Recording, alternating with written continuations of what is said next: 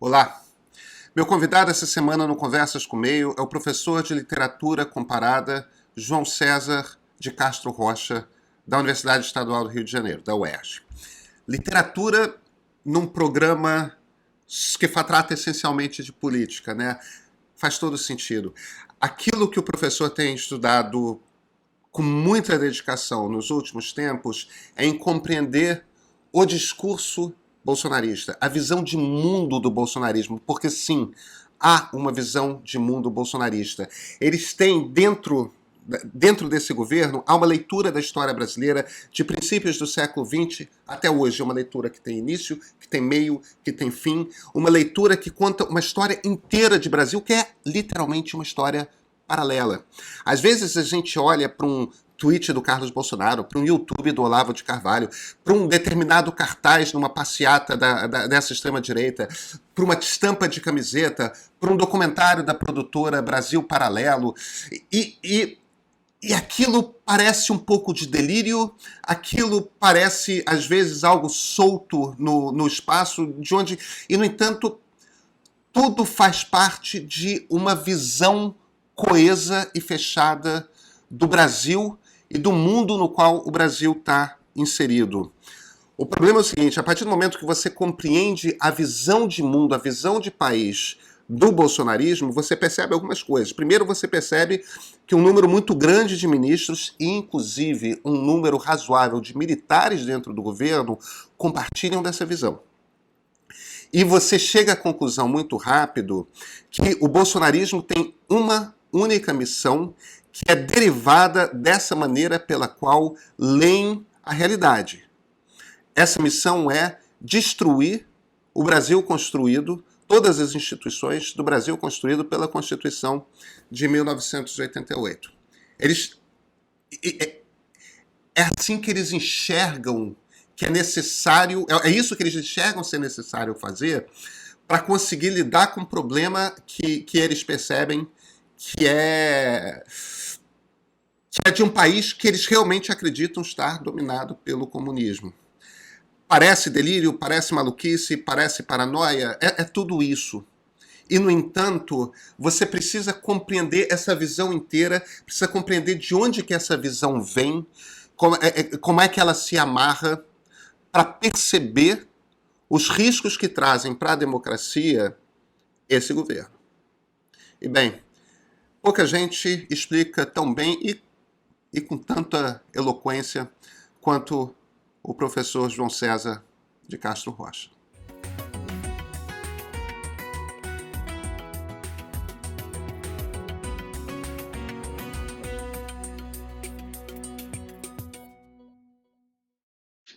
João César de Castro Rocha, muito obrigado por ter aceito o convite para essa conversa.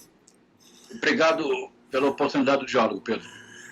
João, vamos começar eu acho que pelo óbvio aqui, que é o pensamento bolsonarista. Você faz uma leitura interessante aí, tripartite, de quais são as raízes dessa ideologia bolsonarista.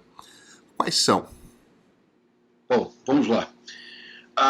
Essa questão, Pedro, tem me ocupado já há um bom tempo, e ela é fruto de uma angústia. A angústia de perceber que os meus pares e as melhores cabeças do Brasil hoje em dia parecem partir do princípio de que não há bolsonarismo. Apenas haveria bolsonaristas. Essa é uma fórmula usada recentemente num ensaio por um brilhante documentarista e por um ensaísta que se revela cada vez mais agudo, que é o João Moreira Salles. Num texto recente da revista Piauí, ele literalmente disse assim: não há bolsonarismo, vírgula, apenas bolsonaristas. Se isso for verdade, nós não precisamos nem mais continuar essa conversa, Pedro.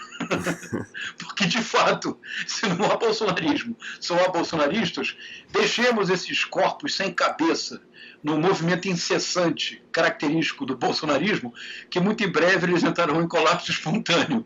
E nós não teremos que fazer muito a não ser retomar a condução da vida civilizada neste país. A minha hipótese, pelo contrário, é que nós não temos conseguido passar da caricatura a caracterização. E não temos conseguido realizar esse passo porque eu creio nos falta em relação ao bolsonarismo um distanciamento mínimo que nos permita ler alguns documentos-chave e levar a sério, sobretudo, a movimentação bolsonarista no meio que lhe é mais próprio, onde nós estamos agora, o universo digital e as redes sociais. Eu assisti uma entrevista no seu canal que me impressionou muito pelo brilho da análise e pela força das hipóteses da Isabela Calil. E justamente o que me pareceu importante é a forma absolutamente despreconceituosa com a qual ela vai a manifestações bolsonaristas e procura escutar as pessoas, e procura de fato compreender que cada lugar uma lei, cada lei uma razão, como dizem os racionais na Fórmula Mágica da Paz. É o que eu estou tentando fazer, Pedro. Eu vou propor então como hipótese, para que nós pensemos, eu não tenho nenhuma certeza do que eu direi, mas eu vou propor uma hipótese de um tripé, cuja inter-relação ajuda a esclarecer a enorme coerência interna do bolsonarismo enquanto discurso, enquanto visão de mundo e enquanto linguagem. Se essa hipótese parar de pé, eu creio que nós principiamos a decifrar a esfinge. E me parece que uma parte considerável da apatia de hoje, quando nós nos aproximamos de maneira absolutamente terrível, provavelmente no Dia dos Pais nós bateremos a casa dos 100 mil mortos da Covid-19. E é evidente que todos nós temos bom senso e tentamos, pelo menos, ser serenos na medida do possível, e nenhum de nós atribuiria esta peste, porque pandemia é uma palavra muito elegante, é uma peste, como as pestes medievais. Nenhum de nós atribuiria esta peste a um governo particular, mas certamente nós podemos considerar que o governo do Jair Messias Bolsonaro tem se caracterizado por uma omissão criminosa em relação à condução da peste. Nós nos aproximamos de 100 mil mortos, o que é algo terrível, e parece que nós nos comovemos muito mais com os 100 mortos do Líbano. O que está acontecendo? O que de fato está acontecendo com o país? É o que eu tentarei agora propor uma hipótese inicial. São 3 elementos cuja inter-relação forma um sistema de crenças muito coerente, que ajuda a compreender a manutenção desses míticos 30%, e haverá um 4º elemento, que é uma convergência inesperada. Essa junção forma a esfinge. Vamos lá, Pedro, passo a passo. Primeiro ponto, eu proponho que a mentalidade bolsonarista ela foi forjada a partir de uma insensata tradução da doutrina de segurança nacional para tempos democráticos. O segundo elemento, eu proponho que, então, a tradução insensata da doutrina de segurança nacional, daqui a pouco eu explico por que eu considero uma insensatez. É uma marcha da insensatez dos tristes trópicos. Ela é insensata porque ela prevê a identificação e a eliminação do inimigo interno. É isto. Então a doutrina de segurança nacional implica uma visão de mundo, que é bélica. Sempre há um inimigo a ser identificado. Mas como identificar o inimigo? Existe um documento secreto do Exército? João, desculpa, deixa eu te segurar. Claro. Vamos fazer essas definições sem tomar atalhos. Começa explicando o que é a doutrina de segurança nacional. Desculpa, Pedro, você tem toda a razão. É que eu vou me entusiasmando. Não tem problema. Tem toda a razão. Vamos lá, então. Então, não vou ser um professor tagarela, vou ser um aluno disciplinado. Vamos lá. A doutrina de segurança nacional foi criada, não no Brasil, sobretudo nos Estados Unidos, no âmbito da Guerra Fria. Do que se tratava era de criar uma teoria que possibilitasse a ação do Estado para a proteção da integridade do território nacional. Isso tanto em relação a inimigos externos. Então, se estamos na Guerra Fria, neste mundo bipolar da Guerra Fria, de um lado o mundo capitalista, de outro a ordem comunista. De um lado Estados Unidos, de outro União Soviética com seus respectivos satélites. E a doutrina de segurança nacional preocupou-se também com o inimigo interno. Então, do que se trata é de estabelecer uma teoria que, após a identificação do inimigo interno, não há alternativa, é preciso eliminá-lo. E para essa eliminação, todos os meios necessários são legítimos. Porque a doutrina de segurança nacional adapta um princípio básico do direito público internacional, que é uma ideia criada para tentar legislar aquilo que não possui lei, que é uma situação de guerra. Então há um princípio, que é o princípio da conservação. Isso quer dizer, se um país tem informações seguras de que um outro país pretende invadi-lo ou pretende lançar uma bomba atômica, o país ameaçado tem todo o direito e toda a legitimidade para impedir que isso aconteça. Por exemplo, no contexto da Guerra Fria, ocorreu na crise dos mísseis de Cuba em outubro de 1962, quando os Estados Unidos lançam sua armada para impedir que os navios soviéticos cheguem a Cuba, ali poderia ter se iniciado uma terceira guerra mundial. Isso é o princípio de conservação. É como se fosse uma lei de legítima defesa aplicada não ao indivíduo, mas à nação. Então, a doutrina de segurança nacional adapta este princípio para a identificação e eliminação do inimigo interno. A Escola Superior de Guerra no Brasil adaptou esta ideia para o contexto brasileiro e a sistematizou durante a ditadura militar, criando uma base legal para o que de fato aconteceu, e nós sabemos, Pedro. A tortura foi uma prática oficial de Estado, o assassinato de adversários políticos ocorreu no âmbito das Forças Armadas no Brasil e houve inclusive o desaparecimento de corpos como política de Estado. Isto aconteceu na última fase da guerrilha do Araguaia, em 1974, quando a guerrilha foi extinta e os guerrilheiros foram todos executados, mesmo aqueles que se entregaram. Então, a doutrina de segurança nacional consiste numa teoria que tem como eixo para a preservação da segurança nacional a identificação do inimigo interno. Uma vez identificado, o corolário de ferro é preciso eliminá-lo. Não é possível identificar o inimigo se o passo seguinte não é a sua eliminação. De imediato, como uma nota ao pé de página, toda a mentalidade bolsonarista aqui está. Toda a ação bolsonarista de Gustavo Bebiano a Sérgio Moro, aos governadores, aos prefeitos, ao próximo inimigo em série, aqui se encontra. Mas tudo pode ficar pior, Pedro. Porque durante a ditadura militar, a Escola Superior de Guerra adaptou de maneira forte este princípio para a luta contra a esquerda armada. Que, como todos sabem, você sabe muito bem, eu recordo para quem nos estiver agora acompanhando. Entre 1967 e 1974, de fato, houve uma esquerda armada no Brasil, com uma divisão, uma fragmentação de diversos grupos que lançaram mão das armas para resistir e tentar derrubar a ditadura. 74 é o ano final, porque é quando há a extinção do foco rural da guerrilha do Araguaia. Pois bem, a Escola Superior de Guerra colaborou, teoricamente, para a promulgação de 4 leis de segurança nacional, que eram as leis que davam corpo pragmático à doutrina.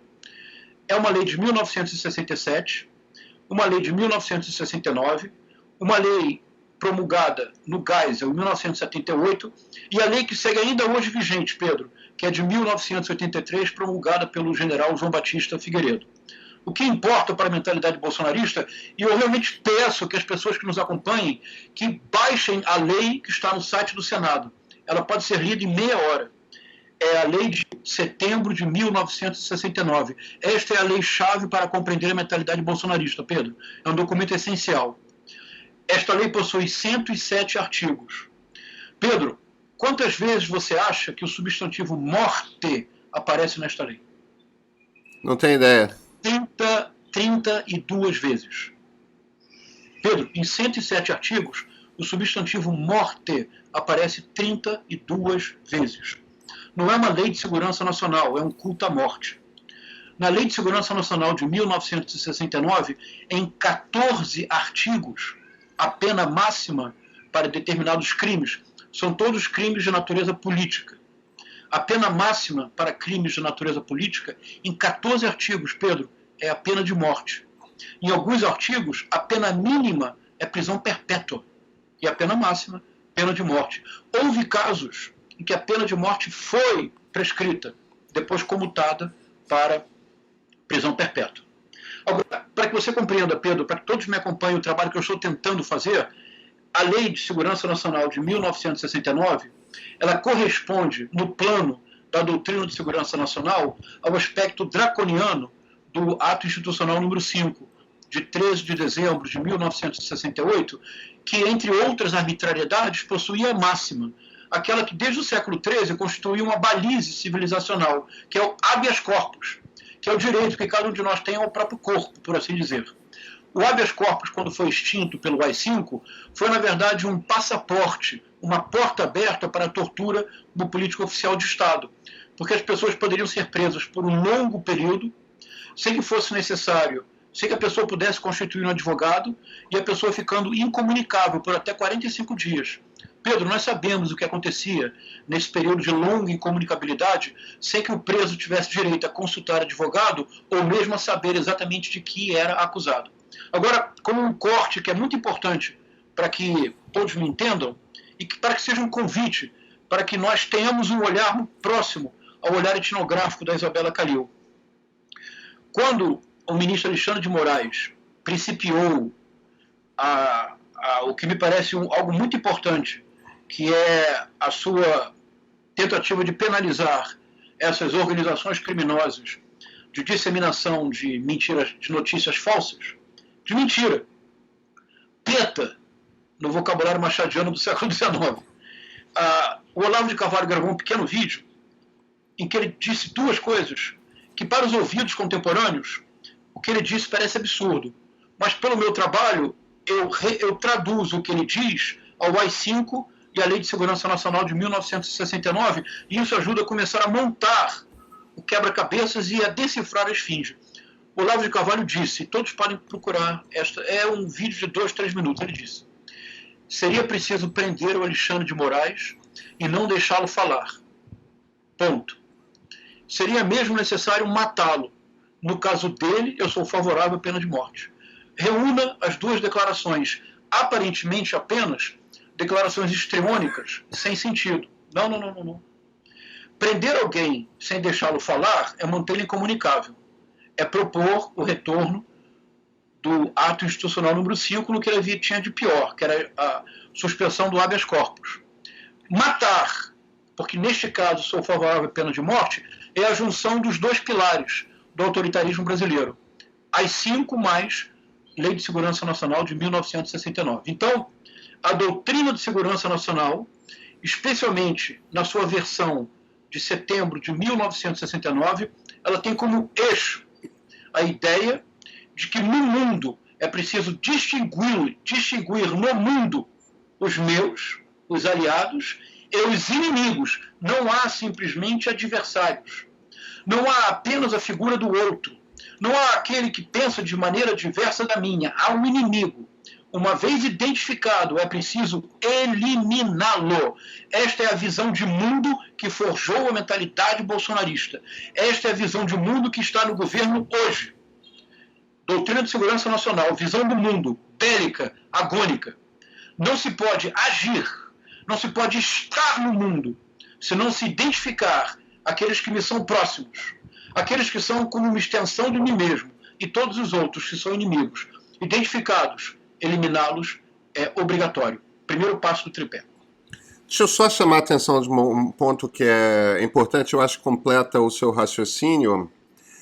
Essa Lei de Segurança Nacional a qual você se refere, de 69, é justamente a Lei de Segurança Nacional que estava em vigor quando Bolsonaro se formou na escola, na AMAN, né, na Academia Militar de Agulhas Negras. Quando ele se tornou um oficial, essa era a doutrina na época, né?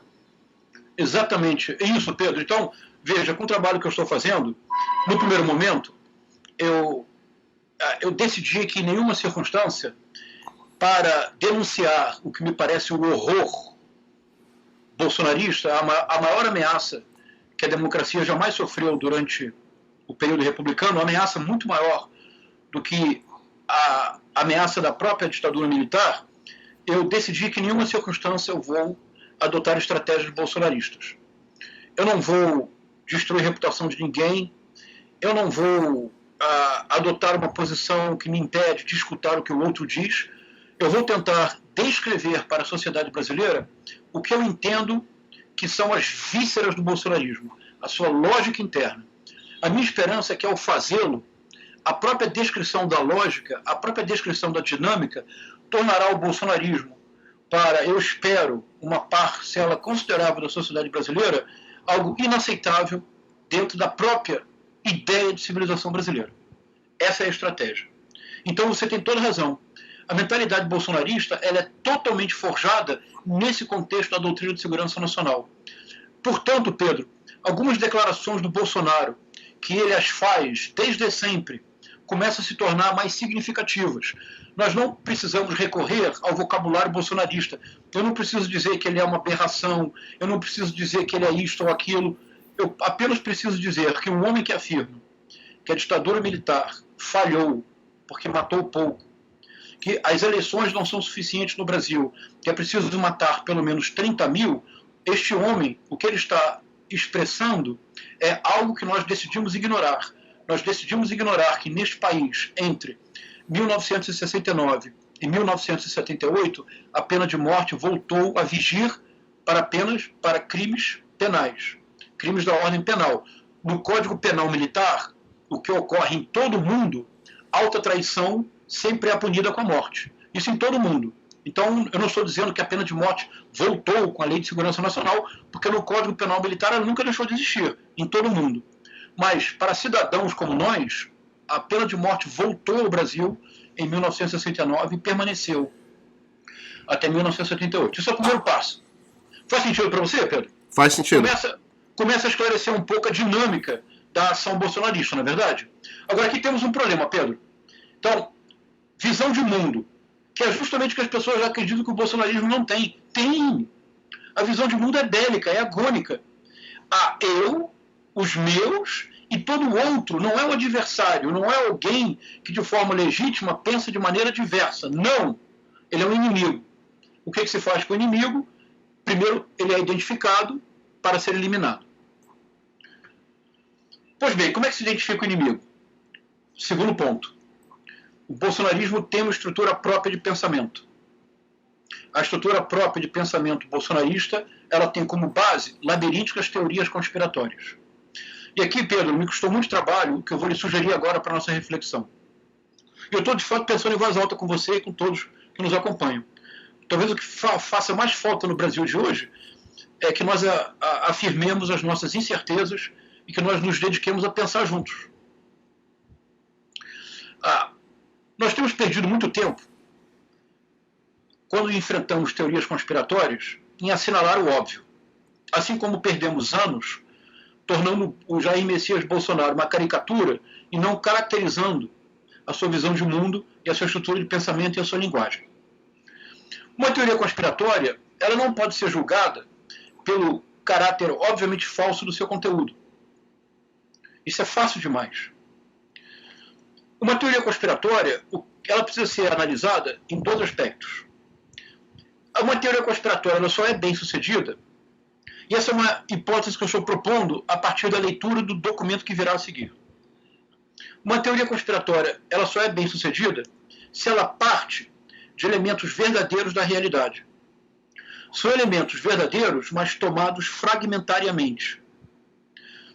Mas o que realmente é ardiloso na teoria conspiratória é a articulação dos elementos que, embora verdadeiros, foram tomados fragmentariamente.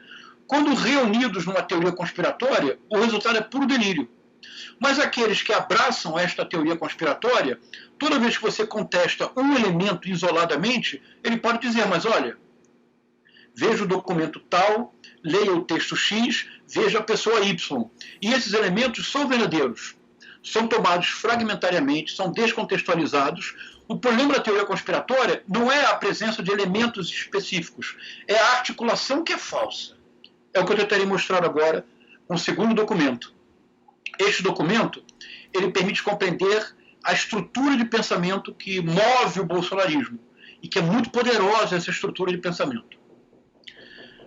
E você vê de novo, Pedro, eu me eximo da tarefa de dizer, que horror, veja que absurdo, que ridículo. Não, vamos compreender a estrutura de pensamento. Há um documento secreto do Exército Brasileiro chamado Orville, que foi redigido entre 1986 e 1989, que permaneceu secreto porque os oficiais liderados pelo então ministro do Exército do José Sarney, o general Linha Dura, Leônidas Pires Gonçalves, quando levou o tijolaço para o imprimatur do José Sarney, um documento de 953 páginas, que exige uma disciplina beneditina para sua leitura, porque é certamente a prosa mais insípida jamais escrita na língua portuguesa. Quando levou o documento para José Sarney, o Sarney vetou a publicação, com receio de que poderia gerar instabilidades para uma democracia que ainda era insegura e que nós aprendemos hoje, em 2020, que ela continua sendo insegura. Esse documento se chama Orville, porque ele é livro ao contrário. É algo bem tipo de militar, na verdade, é um código. É livro ao contrário. Primeiro ponto. Quando o José Sarney proibiu a divulgação deste documento, 15 cópias datiloscritas foram preparadas, aproximadamente 15 cópias. E essas cópias datiloscritas começaram a circular como um autêntico santo graal da extrema-direita brasileira, entre militares de alta patente e militantes, um número reduzido de militantes da extrema-direita. Até que dois jornalistas, dois brilhantes colegas seus, Pedro, dois brilhantes jornalistas investigativos, cujos trabalhos eu admiro muito e que foram muito importantes para a minha pesquisa, o Mário Magalhães e o Lucas Figueiredo. O Mário Magalhães foi o primeiro jornalista, num artigo da Folha de São Paulo, a chamar atenção para a existência concreta do Orville, que parecia uma lenda urbana. E pôde fazê-lo porque um dos piores torturadores da história, o coronel Carlos Alberto Brilhante Ustra, num livro chamado A Verdade Sufocada, usou trechos do Orville. Daqui a pouco vai ficar claro por quê.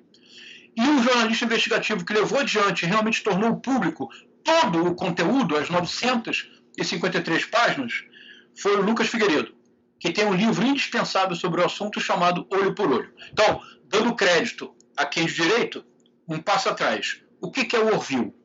Livro ao contrário. Mas como assim livro ao contrário? Qual é o livro que o Orville quer virar de ponta cabeça? Se é livro ao contrário, é uma reação em relação a que outro livro? Ponto fundamental agora, Pedro. Há um livro na história política brasileira que nós nunca fomos capazes, creio, de realmente valorizar na sua enorme importância. Em boa medida porque nós brasileiros nunca acreditamos que nós brasileiros podemos criar teoria, não é verdade? A teoria nós sempre importamos. Metodologia, então, nem pensar, imagina, que audácia. Mas há um livro que ele tem uma importância enorme para pensar um problema-chave da historiografia contemporânea, que é o problema do testemunho e o problema dos sobreviventes de situações como, por exemplo, o Holocausto. Não é verdade?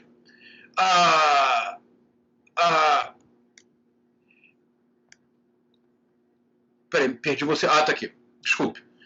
É o livro Brasil Nunca Mais, que também tem uma história cinematográfica. Em 1900... Pedro, olha, se eu falar muito, você me interrompe, tá? É porque a história é fascinante. Em 1979, como um preparativo para a abertura, a ditadura promulgou a lei de anistia, que, como o próprio nome indica, anistiou crimes políticos ocorridos entre 1961 e 1979. Dessa forma, todos os envolvidos em crimes políticos foram anistiados. Mas, sobretudo, a ditadura desejava impedir que os futuros governos realizassem uma investigação e viessem a punir oficiais acusados de tortura, crime considerado imprescritível, aliás. É por isso que, por exemplo, alguns bolsonaristas batem no peito, como se fosse possível ter orgulho disso, e afirmam: o coronel Carlos Alberto Brilhante Ustra nunca foi penalizado. É verdade. Mas, Pedro, não poderia ser-lo, porque a lei da anistia não permite que um oficial acusado de tortura receba uma condenação penal. No entanto, em 2008, a Justiça de São Paulo, numa ação civil declaratória, que não é penal, declarou o coronel Ustra torturador. Então nós podemos dizê-lo, um dos piores torturadores da história, o coronel Carlos Alberto Brilhante Ustra, quando o Orville finalmente foi publicado numa versão impressa, ele foi apresentado com a apresentação do livro foi feita pelo Ustra. Mas o que o Orville queria virar de ponta cabeça e qual a importância do Brasil Nunca Mais do ponto de vista teórico e metodológico? Então, em 1979, quando há a promulgação da lei de anistia, os advogados dos presos políticos encarcerados no Brasil e dos exilados políticos precisaram ter acesso aos processos para poder ou pedir a soltura dos presos ou o retorno dos exilados. Então, a própria lei de anistia criou a obrigatoriedade de tornar os processos públicos. Os advogados, então, foram ao Superior Tribunal Militar em Brasília, entre eles o Luiz Eduardo Greenhalgh, e pediram para começar a analisar os processos. Pedro, surgiu um choque. E isso é uma coisa que está totalmente esquecida hoje em dia. Olha que coisa importante, Pedro. Quando eles começaram a ler os processos, eles começaram a se dar conta que havia uma abundante menção, um conjunto abundante de menções a torturas. Mas, Pedro, são processos instruídos pelos próprios militares. São processos do Supremo Tribunal Militar. Isto é, o preso político, quando era levado ao Tribunal Militar para receber a sua pena, ele pedia a palavra e dizia: olha, desculpe, eu só fiz esta declaração porque eu fui torturado. O juiz militar dizia: não há tortura no Brasil. Não, como não? Eu fiquei no pau de arara, eu tive afogamento, eu recebi choques elétricos, me ameaçaram com a cadeira do dragão, que era, como você sabe, uma das torturas mais temidas, eu não vou aqui descrevê-lo. Era uma das torturas mais temidas, era a cadeira do dragão. Agora, em processos inúmeros, presos que nunca se viram, de estados diferentes, que estiveram em distintas celas, em distintos estabelecimentos das Forças Armadas, descreviam as mesmas torturas. Isto chama-se evidência incontestável. O mais importante, Pedro, você não encontra na história política recente uma declaração dos algozes assumindo as barbaridades que cometeram. Por exemplo, os negacionistas do Holocausto dizem que não houve Holocausto ou que não é responsabilidade de Adolf Hitler, porque eles pedem: mostre o único documento em que Adolf Hitler assine a ordem da solução final. Esse documento não é óbvio. Nenhum algoz assina e confirma sua barbárie. No caso das torturas ocorridas no interior das Forças Armadas, o Exército Brasileiro instruiu processos nos quais os presos diziam que foram torturados. Então, durante 6 anos, de 1979 a 1985, montou-se um projeto secreto em que, teoricamente, abriu-se uma loja de reprodução xerográfica em Brasília. Os advogados tomavam o processo, podiam ficar com ele 24 horas, levavam para esta loja, xerocavam o processo inteiro, devolviam no dia seguinte. O Brasil Nunca Mais coletou 6.000 páginas de testemunhos de tortura. Publicou o livro em 1985, O Brasil Nunca Mais. Primeiro publicou em inglês, porque havia receio de que ele não poderia ser publicado em português. A publicação em português foi dificilíssima, porque era o princípio do governo Sarney, era o princípio da redemocratização. Quando o Brasil Nunca Mais foi publicado, foi uma bomba entre os meios militares, porque provava-se de maneira incontestável que a tortura foi política oficial de Estado durante a ditadura militar. 6.000 páginas de processos instruídos pelos militares. Nenhum bolsonarista pode dizer: não, isto é um documento de uma ONG de esquerda. Nenhum bolsonarista poderá dizer: não, isso é mimimi de esquerdista buscando indenização. São documentos do Supremo Tribunal Militar. Então, a mancha ficou indelével. A associação das Forças Armadas com as piores violências e arbitrariedades cometidas durante a ditadura militar. Pedro, ainda hoje, o Exército não se recuperou de todo do trauma do Brasil Nunca Mais. Olho por olho, dente por dente, livro por livro. Entre 1986 e 1989, o Leônidas Pires Gonçalves, revoltado com a enorme repercussão de Brasil Nunca Mais. E com esse fato que eu estou chamando a atenção, do ponto de vista metodológico, o Brasil Nunca Mais deveria ser estudado em todas as universidades do mundo, porque você não tem, nos casos como Holocausto, Apartheid e similares, você não tem 6.000 páginas de documentação produzidas pelo algoz. Isto apenas no Brasil Nunca Mais. O livro Orville, ele viraria de ponta cabeça Brasil Nunca Mais. Então, Pedro, pensemos juntos, porque é quase uma equação matemática. Brasil Nunca Mais. Denúncia dos crimes da ditadura militar. Então, o Orville teria que ser uma denúncia dos crimes da esquerda armada. Brasil Nunca Mais lançou mão de documentos do Supremo Tribunal Militar. Orville lança mão dos documentos secretos do Centro de Informações do Exército, CIE, que era um dos mais temidos órgãos de repressão por dois aspectos. Uma incomum capacidade de infiltração de agentes da repressão dos mais altos escalões das organizações da esquerda armada. Ler Orville é impressionante, como há algumas reuniões das principais organizações da esquerda armada que são descritas em detalhes, como, por exemplo, neste momento o comandante aborreceu-se, deu um soco na mesa, o cinzeiro virou um cigarro pelo chão. Quando sobreviventes da reunião foram confrontados com o documento Orville, eles diziam, não é possível, foi exatamente isto. Vale dizer, na cúpula das organizações da esquerda armada, o CIE conseguiu infiltrar agentes em praticamente todos os grupos, incluindo os dois mais importantes e mais destacados, a Ação Libertadora Nacional e a Vanguarda Popular Revolucionária. Ler neste sentido a biografia do Mário Magalhães é uma revelação.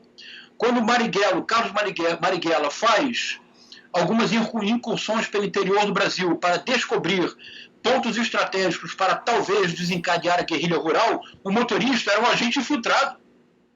É inacreditável. Segundo ponto pelo qual o CIE era realmente temido, pela brutalidade dos métodos repressivos. Brutalidade dos métodos repressivos quer dizer tortura. Bom, porque é preciso que nós voltemos a dizer as coisas pelos seus próprios nomes. Então, denúncia dos crimes da ditadura, denúncia dos crimes da esquerda armada. Documento oficial do Supremo Tribunal Militar, documento oficial, embora secreto, do Centro de Informação do Exército. Lista das torturas realizadas. Lista dos crimes atribuídos à esquerda armada. Essa é a estrutura do Orville. E o Orville, que é de fato uma leitura muito insípida, mas é uma leitura muito importante para quem se interessa pelo período, porque você acompanha a montagem e, sobretudo, o desmonte das organizações da esquerda armada, vista desde dentro, em documentos que ainda hoje o Exército se recusa a tornar público. Aliás, as Forças Armadas se recusam a tornar públicos alguns dos arquivos secretos da ditadura. Porque nesses arquivos encontra-se o reconhecimento de assassinatos e de desaparecimento de corpos. Não há nenhuma dúvida sobre isso, como o Lucas Figueiredo demonstra matematicamente no seu livro Olho por Olho. Agora, Pedro, isso não é o mais importante do Orville. O mais importante do Orville é o seguinte, é o que eu vou propor agora. Isso me custou muito trabalho compreender. Porque eu tive que ler Orville pelo menos 2 vezes. Eu acho que se há um reino dos céus, o meu lugar está garantido. Nem todo mundo leria essas 950 páginas com a diligência beneditina que a elas eu dediquei. Agora, nesse universo de fatos, há 30, no máximo 40 páginas, que são mesmerizadoras. Porque nelas há toda a mentalidade bolsonarista. Há elementos nessas 30, 40 páginas que, por exemplo, tornam significativo um discurso absurdo, aparentemente absurdo, do Jair Messias Bolsonaro na fatídica reunião do dia 22 de abril. Eu voltarei a ela. Porque ela é uma fotografia do governo enquanto a arquitetura da destruição. E isto vem do que eu direi agora, o Orville. Essas 30, 40 páginas propõem uma história alternativa da República Brasileira. E é esta história alternativa da República Brasileira que forjou a mentalidade dos generais Hamilton Mourão, Augusto Heleno e do capitão reformado para não ser expulso do Exército, Jair Messias Bolsonaro. O que dizem essas 30 ou 40 páginas? E, Pedro, depois eu vou mandar para você um link que permite baixar as 953 páginas e vou sugerir para você, para o seu público, quais são as 30 ou 40 páginas que precisam ser lidas, mas, Pedro, precisam mesmo. Você abre o Orville, você baixa o Orville da internet. O que vem, a primeira página é uma tabela cronológica, que possui 4 momentos, porque o subtítulo do Orville, que foi dado na versão impressa, mas que está implícito na versão online, é Tentativas de Tomada do Poder. Tentativas por parte de quem? Movimento Comunista Internacional. O poder qual? Poder brasileiro. Então você abre a tabela cronológica na primeira página do Orville, começa em 1922, termina em 1989. Começa em 1922 porque é o ano da fundação do Partido Comunista do Brasil. Isso é muito importante, Pedro. Quando em 1922 o Partido Comunista ele é criado, ele é Partido Comunista, seção brasileira do Comintern. Porque não havia o Partido Comunista brasileiro. Todos os partidos comunistas eram um só, que era o Partido Comunista da União Soviética, e havia seções nacionais deste partido. Por isso, em 1922, o partido se chamava Partido Comunista, vale dizer, da União Soviética, do Brasil, isto é, seção brasileira do Partido Comunista. Então, desenvolveu. Essa é a narrativa. De 1922 até hoje, não se passou um dia sequer na República Brasileira sem o qual o movimento comunista internacional, numa intriga de vastas proporções, não tenha tentado impor neste país, cuja dimensão continental ser vitoriosa a campanha para chegar ao poder e estabelecer uma ditadura no proletariado, seria um país que, pela sua própria dimensão, desequilibraria o estado de forças do planeta. Seria, por assim dizer, pela sua dimensão continental, uma outra União Soviética, uma outra China, ao lado dos Estados Unidos. Então essa é a narrativa. De 1922 até 1989, não se passou um único dia sem o qual o movimento comunista internacional, numa intriga de vastas proporções, não tenha tentado, por meio dos seus agentes locais, isto é, os comunistas brasileiros, tomar o poder e impor no Brasil a ditadura do proletariado. Isto nas 3 primeiras tentativas, que vão de 1922 a 1974. Foram todas tentativas armadas. Em 1935, houve de fato um levante comunista, que é chamado de maneira pejorativa intentona comunista. Entre 61 e 64, há uma radicalização política no Brasil, ainda maior do que a radicalização política de 2018, é que nós esquecemos isso. E nesta radicalização política, por exemplo, as ligas camponesas do Francisco Julião ensaiaram esboços de guerrilha rural. E, de maneira objetiva, entre 1967 e 1974, houve, de fato, um esforço de uma esquerda armada para tomar o poder pela via da violência revolucionária e estabelecer, no lugar da ditadura militar, uma ditadura do proletariado. Então, essas 3 primeiras tentativas foram tentativas militares. O objetivo era estabelecer no Brasil uma ditadura do proletariado. Essas 3 tentativas foram militarmente derrotadas. Tá claro? Estão me acompanhando, Pedro? Tá, deixa eu só... Porque agora vem o mais importante, então, por favor, me interrompa. Deixa eu só... Acho que vale... Até porque, talvez, dentre as pessoas que estão assistindo, esses detalhes todos da história não são naturalmente claros, porque uma coisa é a história que o Orville conta, e outra coisa completamente distinta é a história de fato. É o que de fato aconteceu. O Partido Comunista do Brasil, quando nasce, o partido nos anos 20, ele é absolutamente irrelevante. Era uma coisa desorganizada. Se você lê as coisas que o Prestes, que depois assume como secretário-geral, que os Prestes fala do tipo de liderança que existia no Partido Comunista durante a década de 20... aquelas pessoas não seriam capazes de fazer absolutamente nada.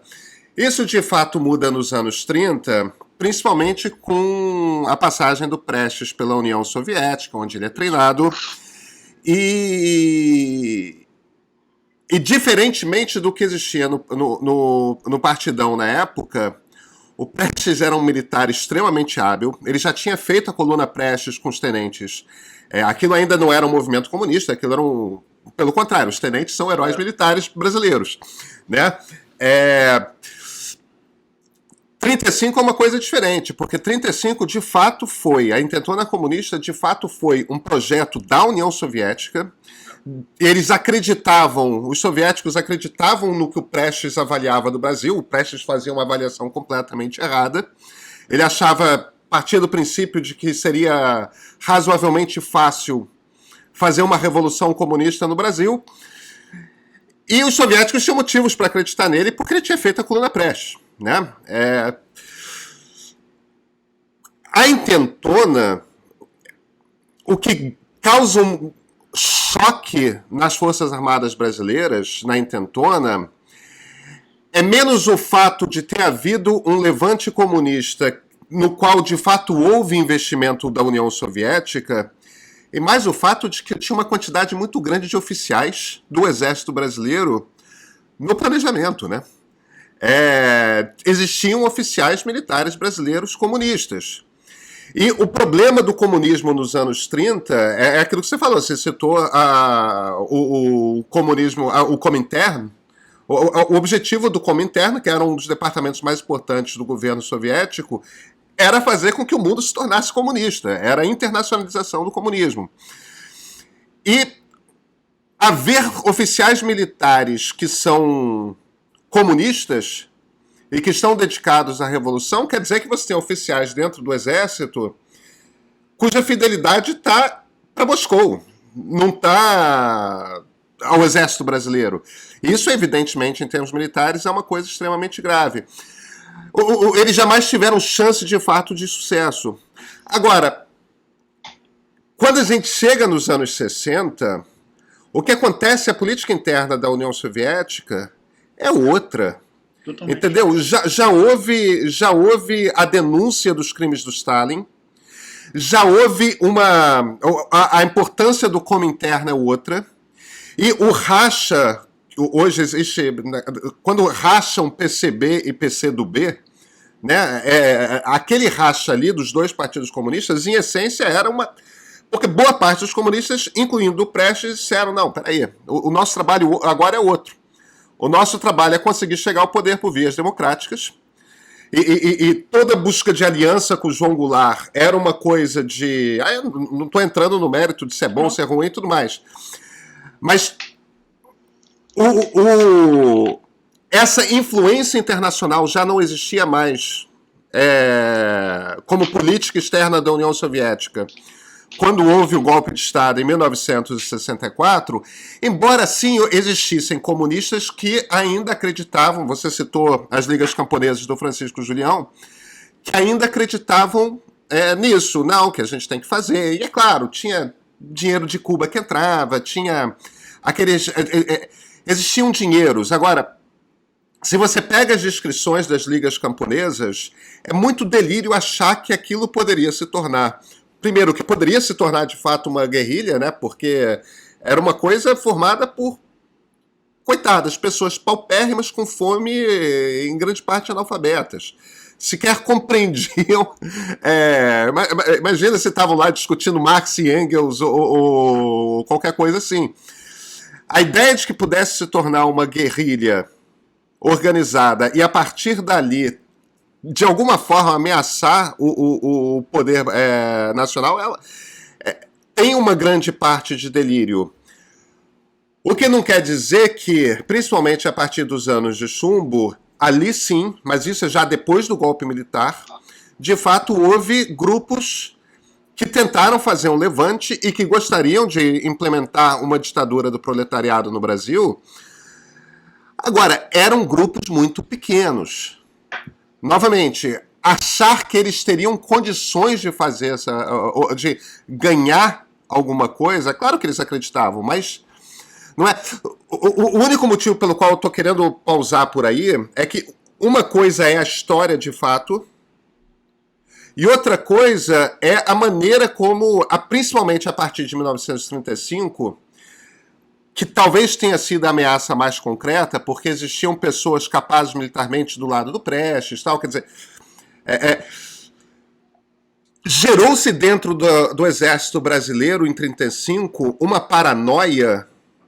O susto de 1935 gerou uma paranoia tal da qual o exército jamais se curou. Agora, a mim parece, é claro que isso é uma avaliação minha, a mim parece que é um delírio, é uma paranoia, não corresponde. O exército perdeu a capacidade de olhar para o comunismo de forma objetiva e transformou aquilo num inimigo muito maior do que ele de fato era.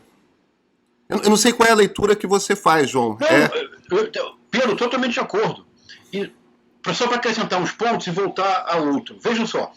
De fato, em 1922, o Prestes nem sonhava em ser comunista. Não. Com a coluna Luiz Carlos Prestes Miguel Costa, quando ele atravessa o Brasil inteiro, ele é na verdade, um tenente de classe média pedindo eleições legítimas. Ele não tem nenhuma preocupação social. E tem mais. É importante a gente falar. A mentalidade militar de 1964 é a mentalidade tenentista. Claro. Tanto Costa e Silva quanto Castelo Branco são da mesma geração do Prestes, são da mesma geração de todos os tenentes. E se criaram com a mesma cabeça. E acreditavam no movimento feminitista, né? Sem dúvida. Não, e quando o Prestes, inicialmente, ele foge pela Bolívia, né? Depois de Buenos Aires é quando o Prestes, de fato, se torna comunista. Até 1930, o Prestes nem sequer faz parte do Partido Comunista. E o Partido Comunista resiste ao ingresso do Prestes, inicialmente. É o Partido Comunista da União Soviética que impõe a aceitação do Prestes e o seu cargo de secretário-geral. Segundo o Prestes, o Getúlio Vargas ofereceu a ele a liderança militar da Revolução, de 30. Há um belíssimo depoimento longo do Prestes sobre isso. E diz o Prestes, então, e a resposta do Getúlio é absolutamente genial, que o Prestes faz um longo discurso explicando para o Getúlio que a revolução que ele, Getúlio, chama de revolução, na verdade não passa de um revisionismo vão.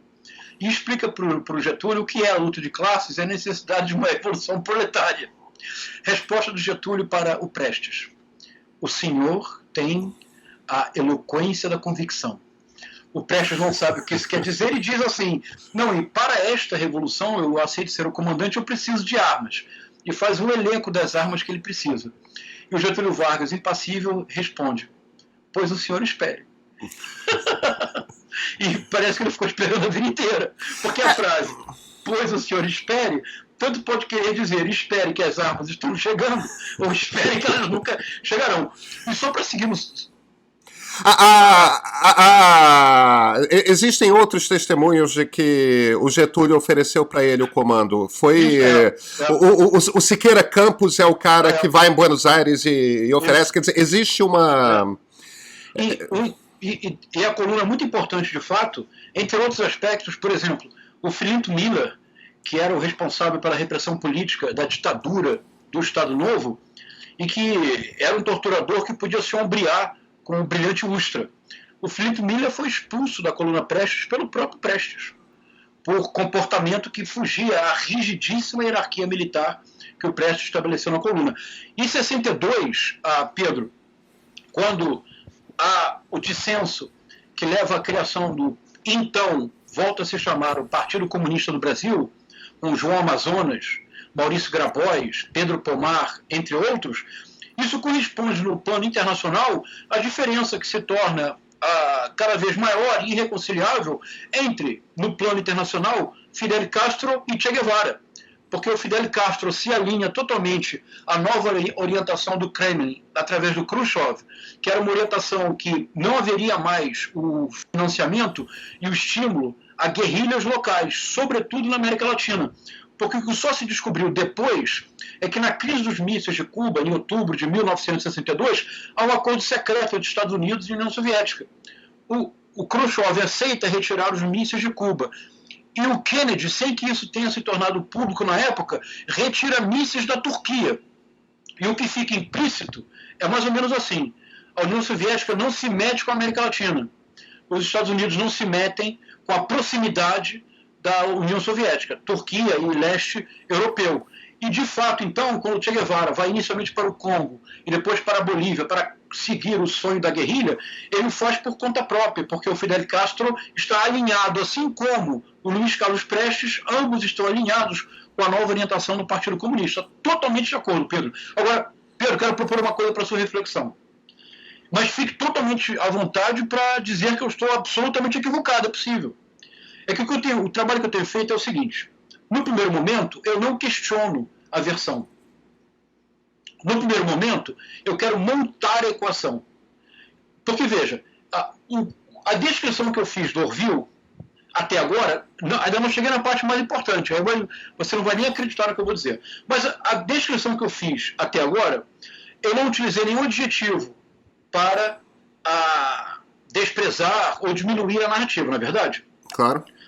Eu apenas fiz uma descrição objetiva. E qual foi a sua reação, Pedro? Eu espero que a sua reação seja a reação da sociedade brasileira. Você disse aí, pera lá.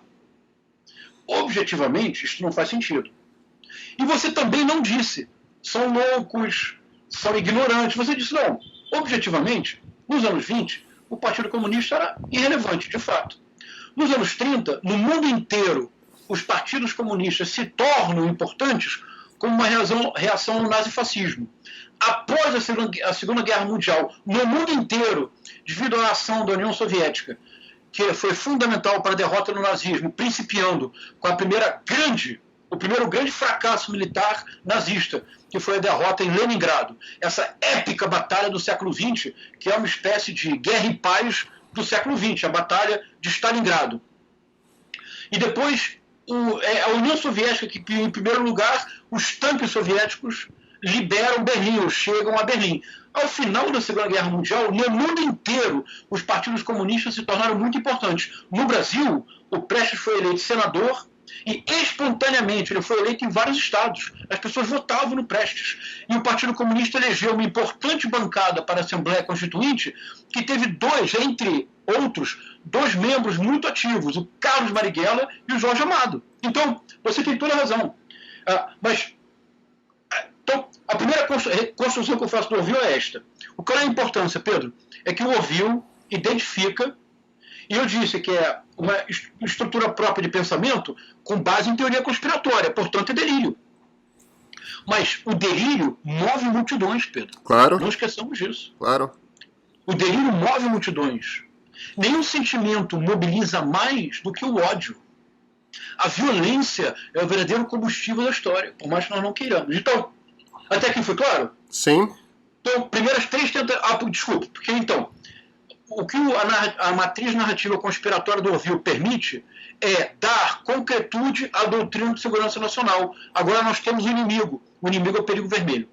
Certo. Para a mentalidade bolsonarista, continua sendo.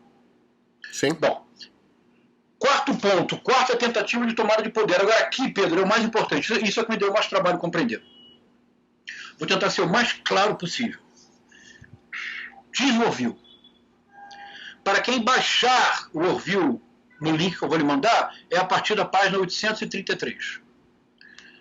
Autocrítica da esquerda. Então diz o Orville.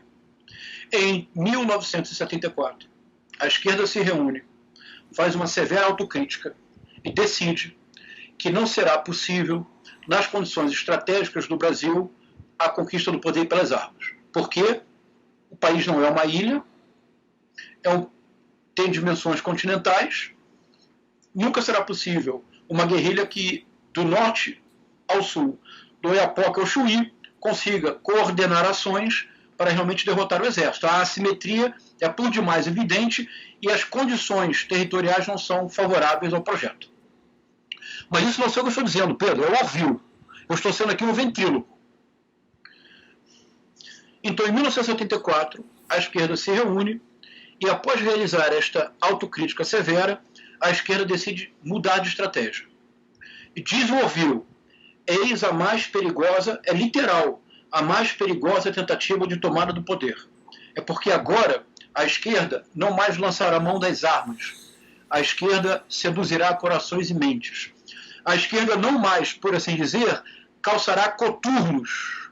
A esquerda se dedicará aos livros.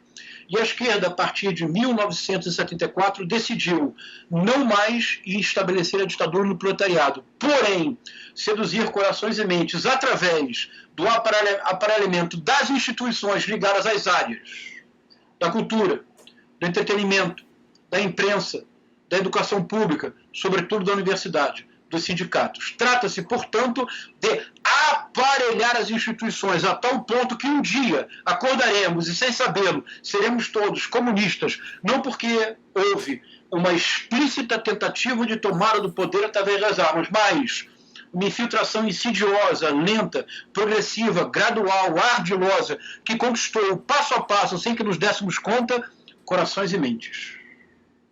Então, em 1989, quando o Orville está publicado, a democratização está em curso, o Orville pode dizer, e eles chegaram ao poder. Essa, Pedro, é a mais impressionante parte da matriz narrativa do Orville.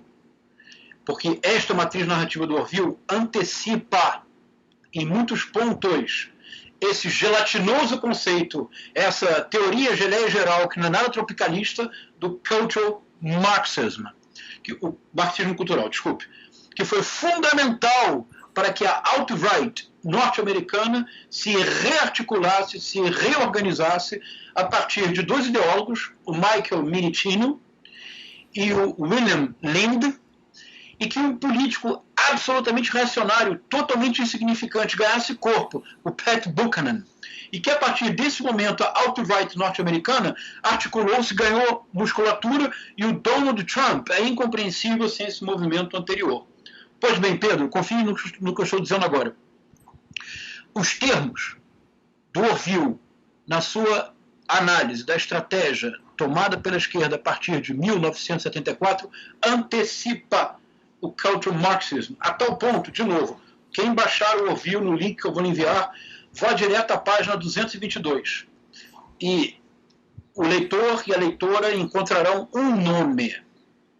Este nome que é uma espécie de ícone do marxismo cultural e dos nossos bolsonaristas empedernidos. Está lá o nome do Herbert Marcuse. No Orville, Pedro. Documento secreto do Exército, está lá o Marcuse. E o Marcuse está lá nos mesmos termos em que ele é acusado hoje em dia de ser a verdadeira mente por trás da tentativa de solapar a cultura judaico-cristã, greco-romana, através, sobretudo, da destruição da sua célula máter, a família nuclear burguesa. Que, curiosamente, Pedro, nunca existiu no período judaico-cristão e greco-romano. Não havia família nuclear burguesa. Mas isso é um pequeno detalhe que não importa. Pedro, agora vamos juntar as duas coisas? Doutrina de segurança nacional, identificação do inimigo e sua eliminação.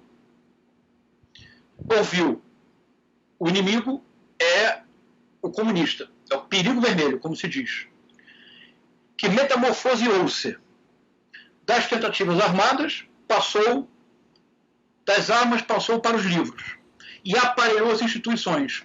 Portanto, Pedro, qual é a tarefa precípua da doutrina de segurança nacional em tempos democráticos? Não é possível eliminar fisicamente as pessoas.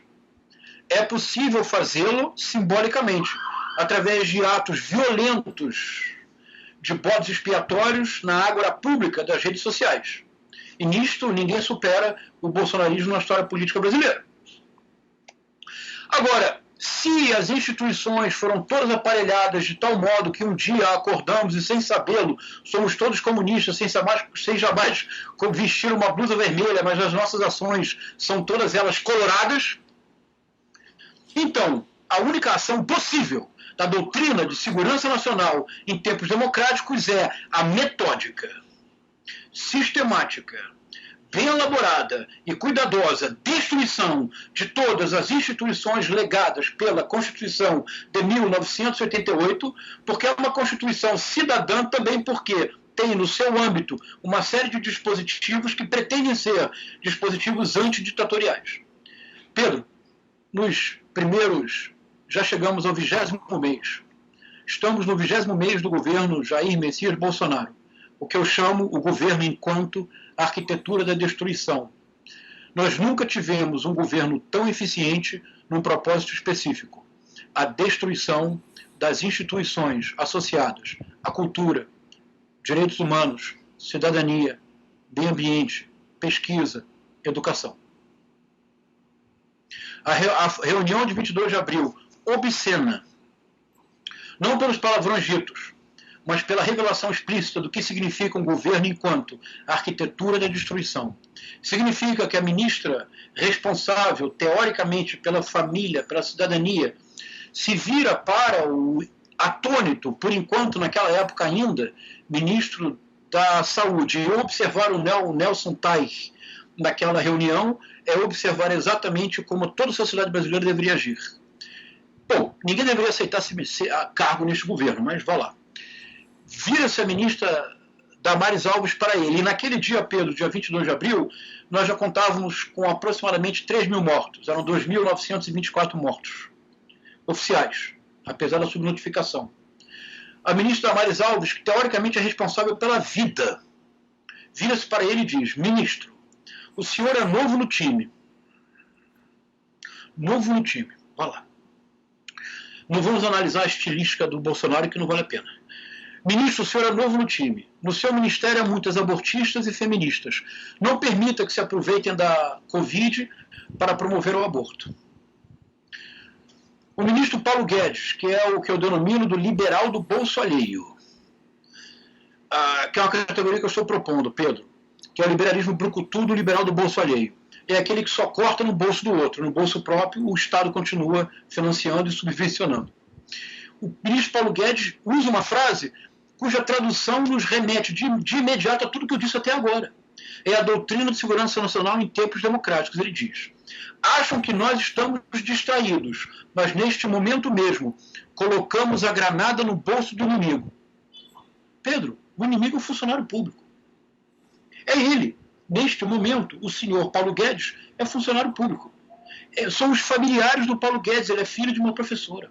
São os médicos, médicas, enfermeiros e enfermeiras que estão na frente de batalha da Covid-19 contraindo a doença.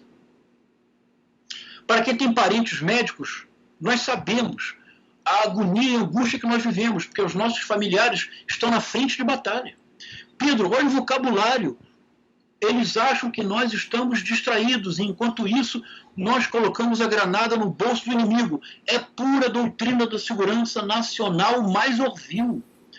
O ministro Ricardo Salles tem a coragem de dizer uma frase sem corar.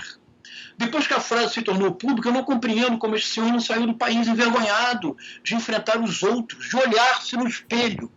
Já são 3 mil mortos, já eram 3 mil mortos. Não houve um momento nesta reunião em que alguém dissesse: estava sendo gravado. Eles sabiam que estava sendo gravado. Nem que fosse protocolarmente que alguém dissesse: façamos 1 minuto de silêncio em respeito e homenagem às vítimas.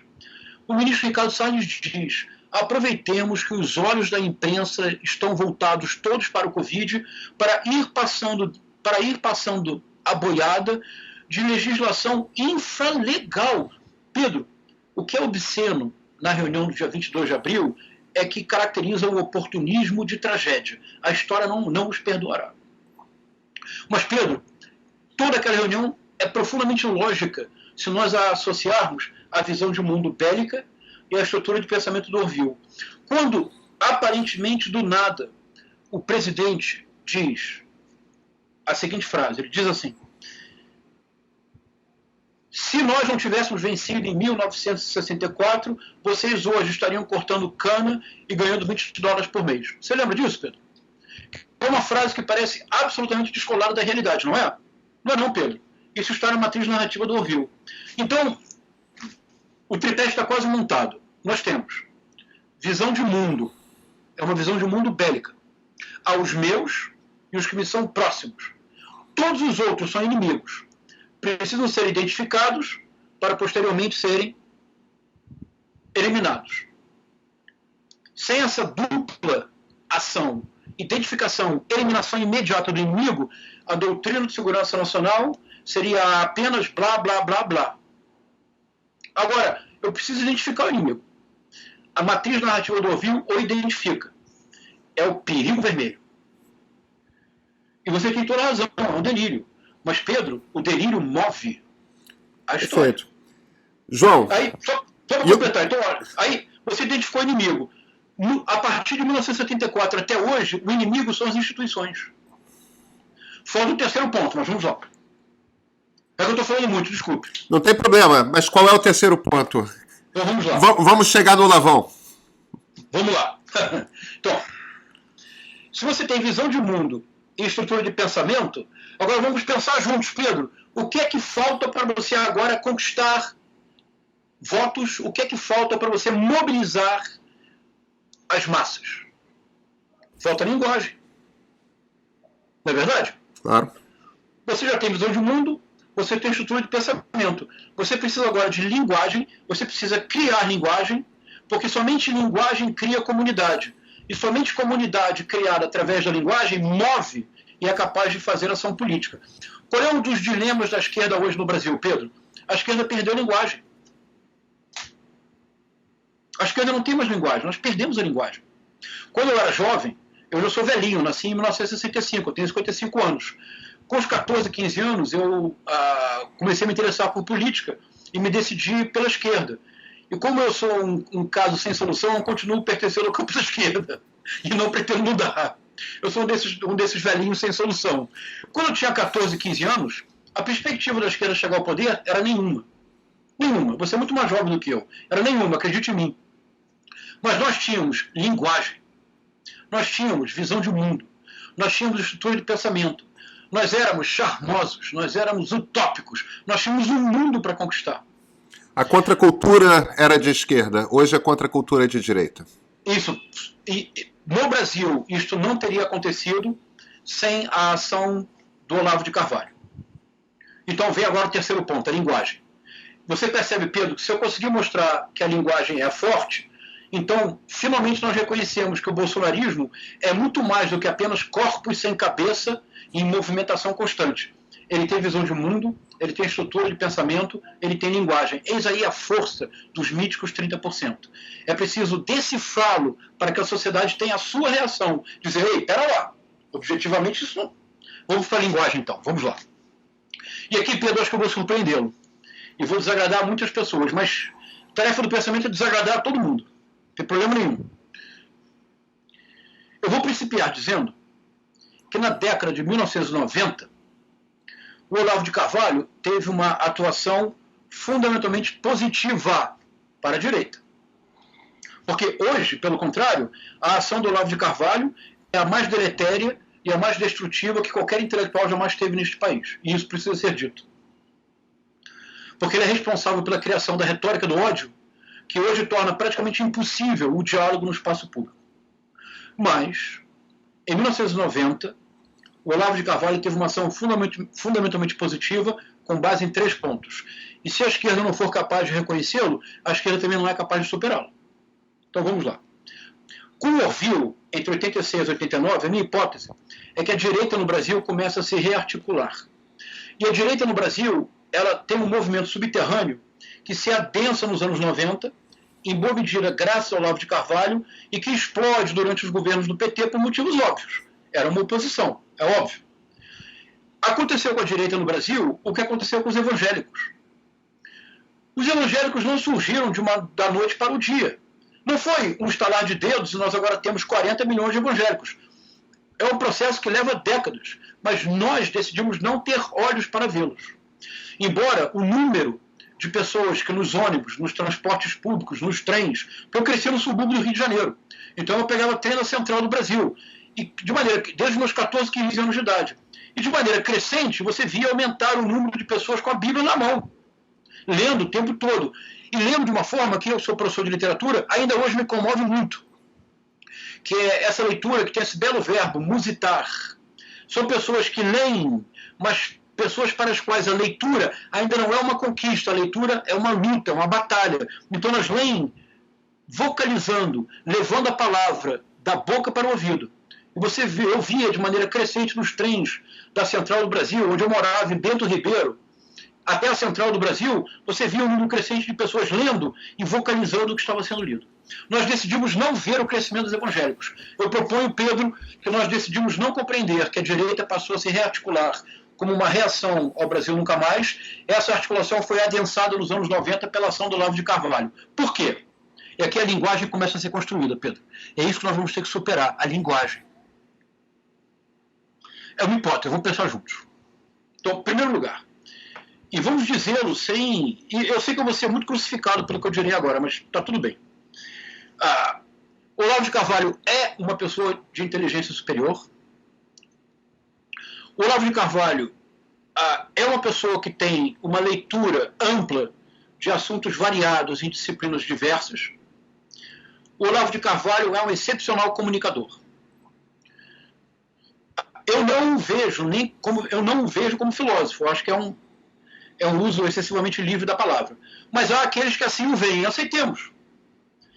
Eu diria então que o Olavo de Carvalho é o Silvio Santos da filosofia. Em termos de comunicação, o que o Olavo de Carvalho conseguiu fazer a partir do seu ingresso nas redes sociais, quando ele vai para os Estados Unidos em 2005, o que ele conseguiu mobilizar, os milhões de pessoas que ele mobilizou nas redes sociais, Pedro, é um comunicador para o qual eu preciso tirar o chapéu. Então eu vou principiar reconhecendo 3 qualidades do Olavo de Carvalho.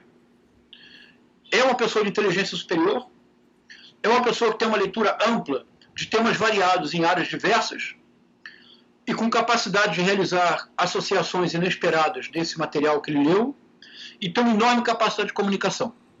O fato de que eu me situe numa posição política oposta dele e, sobretudo, do ponto de vista ético, a minha estrutura dialógica não me permitiria jamais, por exemplo, é uma questão ética para mim. Se eu não sou capaz de reconhecer as qualidades que o Olavo de Carvalho possui, eu prefiro não falar sobre ele. Você jamais me verá, Pedro, em nenhuma circunstância, ter em relação a um texto, a uma pessoa, a um movimento, uma posição puramente negativa. Se for este o caso, eu não me ocupo do fator. Eu acho que o verdadeiro desafio é que nós precisamos ampliar o nosso repertório. Você precisa se expor àquilo que o incomoda. E você precisa não repetir os procedimentos que o inquietam. É todo o meu esforço. Então vamos lá. Olavo de Carvalho, anos 90. Ele tem uma ação tripla, que foi fundamental para uma geração de uma juventude de direita, que nós também decidimos ignorar que surgiu no Brasil. Vamos lá. Primeira ação positiva do Olavo de Carvalho. A ampliação do repertório bibliográfico. O Olavo de Carvalho ofereceu para uma juventude ávida por leituras que não seriam apenas as leituras consagradas. O Olavo de Carvalho ofereceu um repertório bibliográfico de pensadores conservadores e de direita que foi muito importante para essa nascente juventude de direita, para o adensamento da direita no Brasil dos anos 90. Então, autores como, por exemplo, uma das primeiras pessoas a trabalhar com René Girard no Brasil foi o Olavo de Carvalho. Eu fui aluno do René Girard em Stanford. Eu escrevi um livro junto com o René Girard, que está traduzido para mais de 10 idiomas. Eu acho que eu me considero alguém que realmente entende da obra do René Girard. O que o Olavo de Carvalho diz sobre o René Girard não é incorreto. Isso não é profundo. Mas na superfície ele entendeu o René Girard. De maneira aprofundada, não. Mas na superfície, o que ele escreve sobre René Girard é perfeitamente aceitável. E por uma questão de honestidade intelectual, eu devo dizê-lo. Ele fez o mesmo com Eric Voegelin, com Léo Strauss, com vários outros autores que não eram discutidos no Brasil. Isso foi muito importante para uma geração. Há um conjunto de depoimentos de pessoas que mesmo se afastaram do Olavo de Carvalho que o reconhecem. Primeiro ponto. Segundo ponto. De maneira desabusada, ainda sem recorrer a essa sintaxe peculiar do Olavo de Carvalho a partir da sua inserção nas redes sociais, quando ele reduziu a língua portuguesa a 2 verbos, não é verdade, Pedro? Na sintaxe do Olavo de Carvalho, a língua portuguesa tem 2 verbos. É o verbo ir, sabemos aonde, e é o verbo tomar, e sabemos onde. E o restante dos verbos da língua portuguesa foram subsumidos nessa estrutura monotemática. Mas, na década de 90, de maneira desabusada, mas ainda dentro, digamos, de um registro mais característico da língua portuguesa, o Olavo de Carvalho atacou todos os ícones da cultura universitária brasileira, e eram todos de esquerda. Foi para uma geração também algo revelador, similar, por exemplo, ao retorno do Bruno Tolentino ao Brasil. E, de novo, podem me apedrejar se quiserem. Eu não estou fazendo juízo de valor, eu estou descrevendo o contexto cultural. Terceiro elemento que foi muito importante do Olavo de Carvalho, e agora aqui, vamos lá. Na década de 90, ele publicou uma trilogia. E eu ali, com a mesma dedicação beneditina que eu dediquei ao Orville, e a todas as 4 leis de segurança nacional da ditadura, e a todos os documentários do Brasil Paralelo que eu me obriguei a assistir, e a todos os youtubers de direita que eu me obriguei a compreender. Então, Pedro, se você um dia me encontrar pessoalmente, você me deve uma caixa de champanhe para me premiar por esse esforço beneditino. 1994, a nova era e a revolução cultural. O argumento principal é que há 2 correntes que, diz Olavo de Carvalho, eram dominantes no Brasil. De um lado, o New Age, do Capra, do outro, a Revolução Cultural, do Gramsci.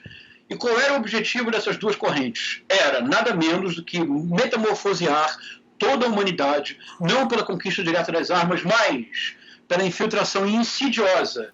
É o que ele hoje chama de globalismo. Em 1994 era o New Age e a Revolução Cultural, de um lado a esquerda, do outro uma espécie, digamos, de algo que daria origem, se nós mal compararmos, digamos, ao politicamente correto, mas uma certa concepção holista, que era característica do Capra.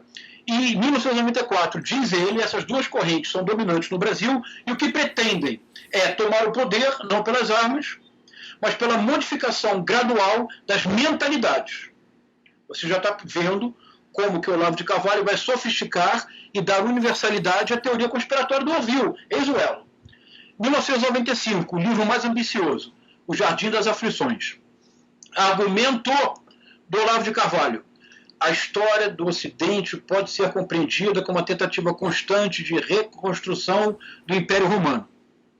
Então ele estuda várias dessas tentativas. A última, e bem-sucedida, claro, é o Império Americano.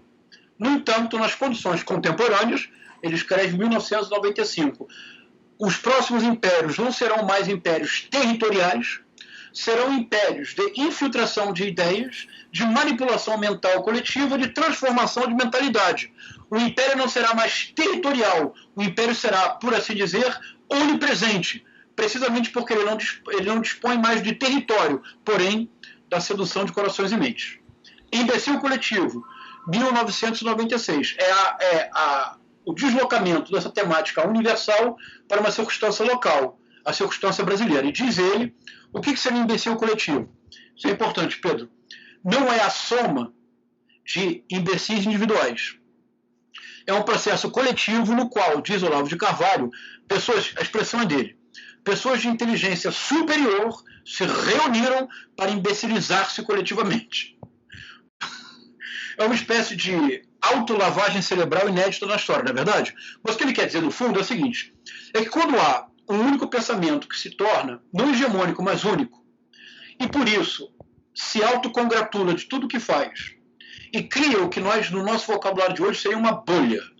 E no interior desta bolha, eu digo para você, Pedro, a sua pergunta é absolutamente genial. E você me responde, João, mas a sua resposta ultrapassa as minhas expectativas. E se nós seguirmos esse processo de autorreconhecimento, que no fundo eu elogio a você para ver-me a mim mesmo no elogio que eu faço a você, isso levaria ao momento em que a vida cultural se torna estéril.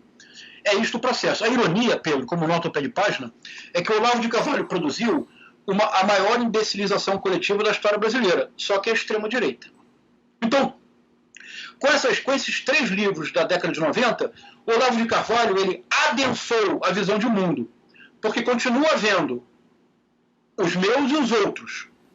Pode ser o New Age, pode ser a Revolução Cultural, pode ser a manipulação mental coletiva, pode ser o imbecil coletivo, não importa. Em todos os casos, há um inimigo, que agora está identificado. Estando identificado, ele pode ser eliminado, mas faltava linguagem. Eu faço uma comparação nesse famoso ensaio do Edmund Wilson, rumo à estação Finlândia, quando Lenin deixa o exílio e se dirige à União Soviética para a Revolução de Outubro, depois da Revolução de Fevereiro, que levou Kerensky ao poder. Eu digo, rumo à Estação Brasília. O que faltava? Linguagem. Quem a deu? Olavo de Carvalho. Porque ao chegar nos anos 2000, nos Estados Unidos, ao criar um programa de rádio evidentemente inspirado em programas à la Rush Limbaugh, que não é um tipo pouco conhecido no Brasil, mas é um fenômeno muito importante nos Estados Unidos, que são de rádios que nós chamaríamos no Brasil, que nem existe mais, rádios AM, que é um fenômeno muito importante, que são radialistas reacionários de direita, que têm públicos de milhões e milhões e milhões de pessoas antes das redes sociais. É uma espécie de antecipação imediata do fenômeno das redes sociais.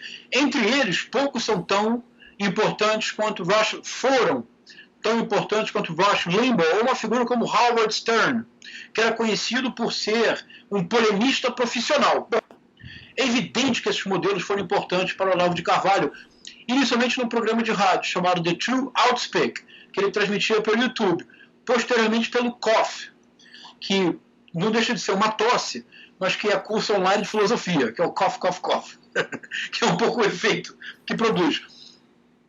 Pedro, agora passo atrás, descrição etnográfica. Em março de 2015, nós fomos apresentados à ponta do iceberg. E nós não tivemos a curiosidade de explorá-lo, o iceberg. Em março de 2015, em camisetas, foram estampadas, foi estampada em camisetas uma frase impressa em cartazes, frase difundida em outdoors, frase gritada a plenos pulmões por milhões de pessoas nas manifestações mais multitudinárias da história republicana brasileira. Olavo tem razão. Yes, isso. Exatamente. Veja, no meu trabalho, que esse trabalho que eu tenho feito, você percebe, Pedro, é um trabalho muito modesto, na verdade. Há estudos importantíssimos feitos por pessoas que você entrevistou, o Pablo Ortrelhado, o Christian Lynch, a Isabel Calil também. Trabalhos muito importantes que estabelecem relações muito agudas entre o bolsonarismo, o bolsolavismo, que é o que eu vou chegar agora, e a alt-right norte-americana, mas a ascensão da extrema-direita em todo o mundo, com técnicas similares de aproveitamento de dados, lançamento massivo por WhatsApp. Esses trabalhos são muito importantes. O meu trabalho é muito mais modesto, porque eu estou concentrado em decifrar a esfinge bolsonarista. Então eu estou trabalhando com aspectos fundamentalmente brasileiros. Mas eu acho que eu tenho alguma razão, Pedro, alguma pelo menos, porque veja, você nunca viu em Washington alguém com a camiseta Steve Bannon is right. Você nunca viu um cartaz em Arkansas, Steve Bannon is right. E o Steve Bannon, do ponto de vista operacional, ele é pelo menos 300 vezes mais poderoso do que o Olavo de Carvalho. Ele tem dinheiro, ele foi um dos fundadores da Cambridge Analytica, o The Movement, que é esse movimento de extrema-direita em todo o mundo, é por ele capitaneado.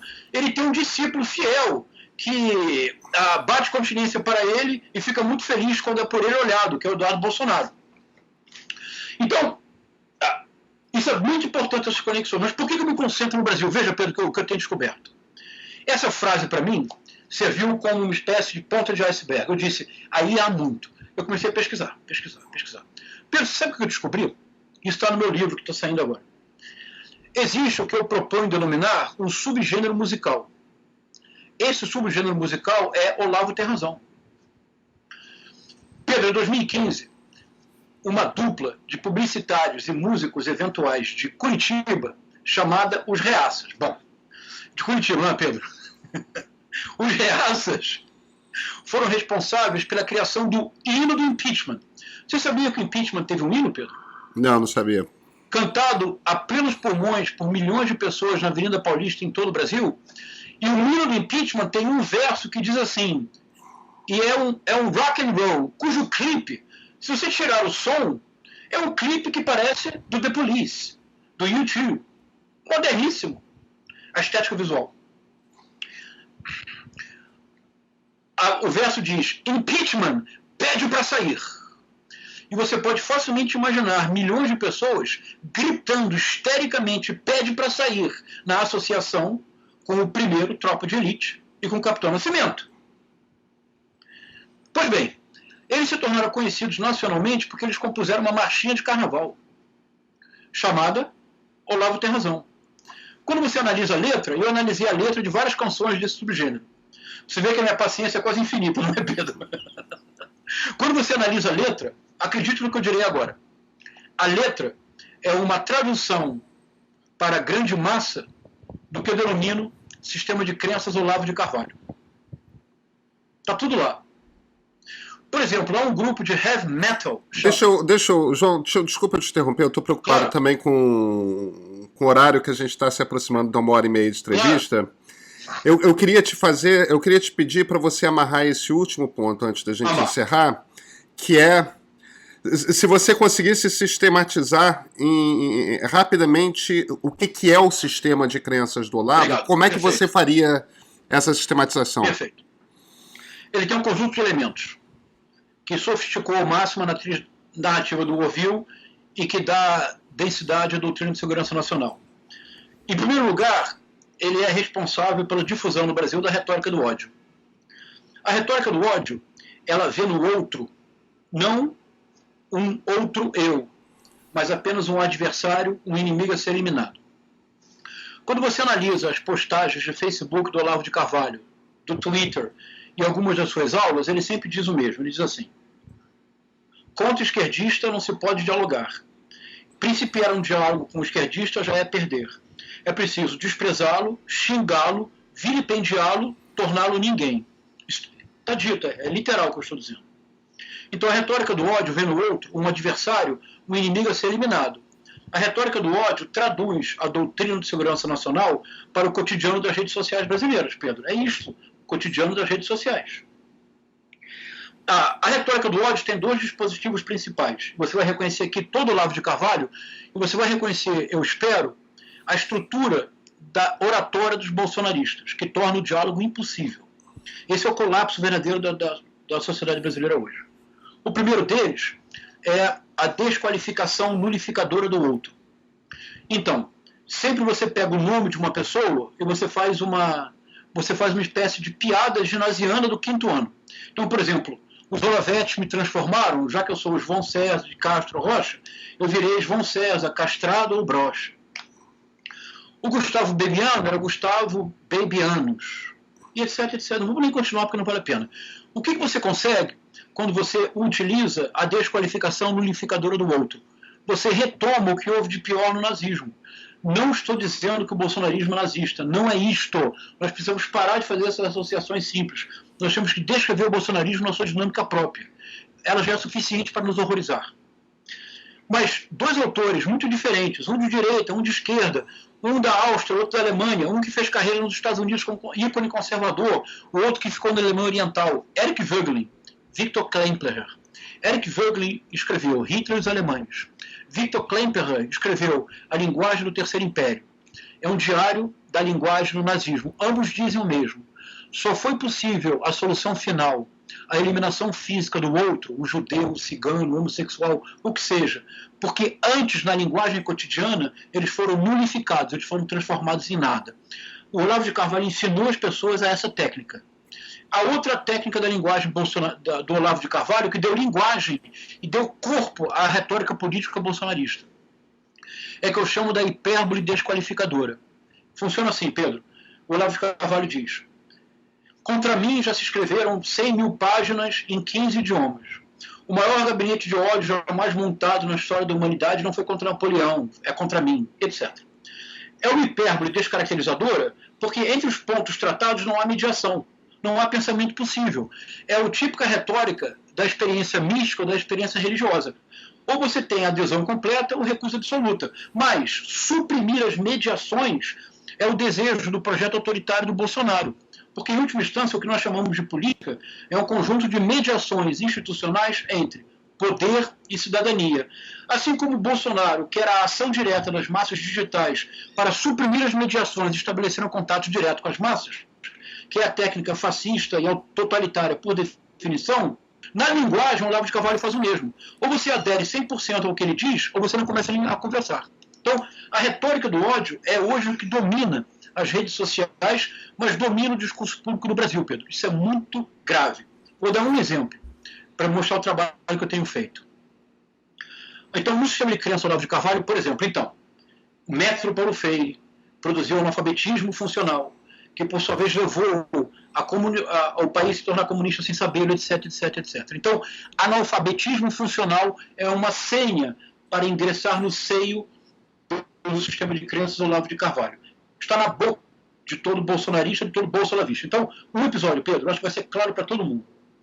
Há mais ou menos uns 3 meses, enfermeiros e enfermeiras, de maneira ordeira, realizaram um protesto na Praça dos Três Poderes, em Brasília. Eles seguravam uma cruz negra, apenas para indicar que as condições de trabalho deles eram condições muito precárias e que eles estavam mais expostos ao risco do que o restante da sociedade. No mundo inteiro, Pedro, os profissionais de saúde têm sido aplaudidos. No Brasil são vilipendiados e ameaçados. Isso é o pior da barbárie que vivemos hoje em dia. Pois bem, um senhor, que depois descobriu-se que era funcionário do Ministério da Damares Alves, um senhor entra de maneira inopinada no quadro da tela e grita para uma enfermeira. Você é uma maneira muito agressiva, quase dando um tapa na enfermeira, mas certamente a agredindo verbalmente, e grita: você é uma analfabeta funcional. Eu estou fazendo esse trabalho já há algum tempo, eu paro e digo: opa, aí tetizou. Eu consegui várias versões deste episódio, consegui a versão maior. Eu analisei minuciosamente. Em 90 segundos, este senhor grita, praticamente cuspindo no rosto da enfermeira, que não reage. Ele grita: você é uma analfabeta funcional, como sendo o pior de todos os palavrões. Porque no sistema de crença Olavo de Carvalho, agora me acompanhe e acredite, analfabeto funcional é porque foi formado no método Paulo Freire. Se foi formado no método Paulo Freire, é porque é esquerdista sem sabê-lo. Se é esquerdista sem sabê-lo, a retórica do ódio me manda xingar, desprezar, vilipendiar, tornar nada. Em 90 segundos ele gritou analfabeta funcional 4 vezes. Mas olha, Pedro, esta senhora, enfermeira, estava parada, segurando uma cruz. Ela não estava lendo um texto, ela não estava interpretando um texto. A simples frase analfabeta funcional, como sendo o xingamento maior de todos, é a demonstração concreta do trabalho que eu estou fazendo. Isto situa diretamente no sistema de crenças Olavo de Carvalho. Por exemplo, se você tomar os tweets involuntariamente dadaístas do Carlos Bolsonaro, você consegue traduzi-los na lógica do Orville. Por exemplo, há 2, 3 meses atrás, eu fiz algumas transmissões discutindo essas ideias, uma delas com um cientista político que nós todos admiramos muito, o Luiz Werneck Viana. Em abril, maio, e eu disse com todas as palavras que nós vivíamos um perigo que não estávamos percebendo, e que havia uma escalada golpista em curso. Eu descrevi toda a escalada golpista. A revista Piauí, este mês, publicou um texto que confirma exatamente o que eu disse há 3 meses atrás. Eu descrevi a escalada golpista nessas transmissões, Pedro, apenas com base na análise que eu faço da dinâmica bolsonarista. O Carlos Bolsonaro, nesta época, lançou uma série de tweets que as pessoas reproduziam como meme. E eu dizia: por favor, não façam isto. Esta é a matriz narratória do Orville, sofisticada pelo Olavo de Carvalho na retórica do ódio. O Carlos Bolsonaro dizia: o que não se conseguiu em 1964, os governadores e prefeitos, com destaque para João Dória e Wilson Witzel, estão conseguindo, com o apoio de um partido comunista, que eu não direi qual para não parecer que eu corroboro este delírio, estão limpando o comunismo no Brasil. Essa é a lógica por trás daqueles cartazes que durante 2 meses, na escalada golpista orquestrada, haviam cartazes que diziam: para restaurar a liberdade, intervenção militar. Este era a consigna de 1964 que está no Orville. Então, Pedro, para concluir, já falei demais, peço inúmeras desculpas pelo excesso. Visão de mundo própria, visão de mundo bélica, identificação e eliminação do inimigo. Quem é o inimigo? Matriz narrativa do Orville esclarece o perigo vermelho, que a partir de 1974 deixou de ser as armas, passou a ser os livros. Portanto, é preciso destruir as instituições. E isso ganhou uma linguagem. A linguagem, a retórica do ódio, ensinada na pregação do Olavo de Carvalho. Só mais um exemplo eu concluo, Pedro, isso é bem importante mesmo. O documentário do Brasil Paralelo tem uma produtora audiovisual do Rio Grande do Sul, cujo nome é um autorretrato involuntário, o Brasil Paralelo.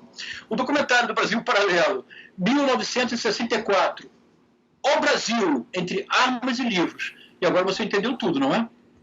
A produtora de audiovisual Brasil Paralelo assumiu a tarefa que nos anos 60 foi do IBAS e do IPES, sobretudo do IPES. A tarefa do Brasil Paralelo é difundir para a grande massa, e mais de 30 milhões de brasileiros já tiveram acesso às séries documentais do Brasil Paralelo, a visão de mundo da doutrina de segurança nacional, a estrutura de pensamento do sistema de crença Olavo de Carvalho e a linguagem. Porque o argumento do documentário é: em 1964, os militares ganharam a batalha das armas, mas perderam a guerra dos livros. Neste documentário existe a antecipação de tudo que Bolsonaro está fazendo. E eu escrevi isso logo que o documentário saiu. Eu disse: a guerra cultural é o eixo deste governo, e a tradução da doutrina de segurança nacional em tempos democráticos implicará a destruição sistemática das instituições. Porque se, em 1964, vencer a batalha das armas foi pouco, porque perdeu-se a guerra dos livros, nós sabemos que não é verdade, Pedro, mas essa é a narrativa. A analogia perigosíssima que o bolsonarismo propõe e que o bolsonarismo está implementando com método que nós não compreendemos porque nós não paramos para fazer o trabalho que eu estou tentando fazer. A analogia é: assim como em 64 não foi suficiente vencer pelas armas porque perdeu-se a guerra dos livros, as eleições de 2018 foram apenas uma batalha. Mas é preciso não repetir o erro dos militares em 64. Eis a gênese do discurso atual do Olavo de Carvalho. É preciso não repetir o erro dos militares em 64. E para não repetir este erro, é preciso vencer a batalha dos livros, isto é, a guerra cultural. Vale dizer, já que as instituições foram todas aparelhadas, este é o governo enquanto a arquitetura da destruição. Porque o projeto deste governo é destruir as instituições que, a partir dessa visão de um mundo paranoica, de uma coerência absolutamente delirante, imune ao princípio da realidade, eles estão há 18 meses destruindo, uma a uma, passo a passo, as instituições que foram criadas com muita dificuldade neste país ao longo de várias décadas. Por isso, o bolsonarismo é muito mais perigoso do que a ditadura militar. Por isso, o bolsonarismo precisa ser compreendido para ser superado. E creio que, para superar a retórica do ódio, que vê no outro um inimigo a ser eliminado, nós precisamos, Pedro, desesperadamente voltar a abraçar na sociedade brasileira a ética do diálogo. Na ética do diálogo, o outro é sempre um outro eu, cuja diferença me enriquece porque amplia o meu horizonte. João César de Castro Rocha, muito obrigado pela conversa. Muito obrigado pela paciência e desculpe se eu falei demais. Não, imagina, você foi eloquente, mas eu acho que eloquência é importante. A eloquência da convicção, como dizia o Getúlio Vargas. Mas não se preocupe, porque eu não vou lhe pedir armas. No máximo, eu vou pedir alguns dos livros que estão aí atrás.